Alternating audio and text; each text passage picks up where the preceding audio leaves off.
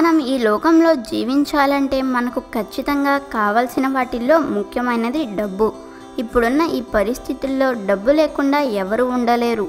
డబ్బు ప్రతి ఒక్కరికి అవసరం. డబ్బు ఉంటే ఏవైనా చేయవచ్చు. ఈ డబ్బు లేక చాలామంది ఎన్నో అవస్థలు పడుతున్నారు.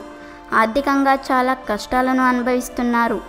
ఎంత కష్టపడి సంపాదించినా కొంతమంది ఇళ్లల్లో డబ్బు సమస్య ఎప్పుడూ ఉంటూనే ఉంటుంది. వారి కష్టాలు ఎప్పుడు తీరుతాయో అని ఎదురు చూస్తూనే ఉంటారు. అయితే ఇవన్నీ వారి జాతకంలో ఉన్న శనిదోషం వల్ల ఏర్పడుతుంటాయి. ఈ శనిదోషాన్ని నివారించుకోవడానికి ఎన్నో ప్రయత్నాలు చేస్తూ ఉంటారు. అటువంటి వారు శనివారం ఇప్పుడు చెప్పే ఈ సులువైన పరిష్కారాన్ని పాటించండి. మరి ఆ పరిష్కారం ఏమిటో ఇప్పుడు తెలుసుకుందాం. జమ్మి చెట్టు, దానికి ఉన్న విశిష్టత అందరికీ తెలిసే ఉంటుంది.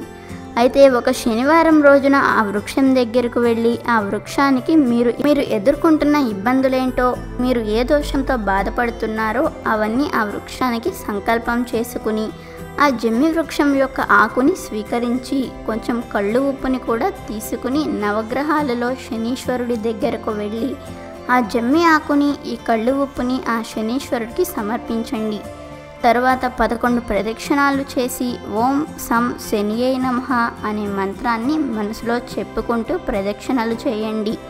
అలాగే ఒక నల్లటి వస్త్రాన్ని స్వీకరించి దాంట్లో కేద్వింపావు నల్ల నువ్వులు, కొంచెం దూది, కొంచెం పెసలు, ఒక తుప్పు పట్టిన మేకు స్వీకరించి ఆ అన్నిటినీ ఆ వస్త్రంలో వేసి మూట కట్టి ఆ మూటని బ్రాహ్మణుడికి దానం ఇవ్వండి.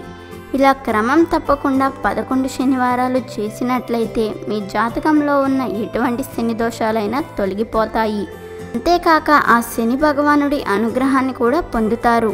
దాంతో మీకున్న అన్ని బాధలన్నీ తొలగించి ధనాన్ని సమకూరుస్తాడు. మరి మీరు కానీ మీ కుటుంబ సభ్యులలో ఎవరైనా శని ప్రభావంతో బాధపడుతుంటే శనివారం ఇలా చేసి శని అనుగ్రహంతో మంచి ఫలితాన్ని పొంది ఆనందంగా జీవించండి. మర్చిపోవద్దు,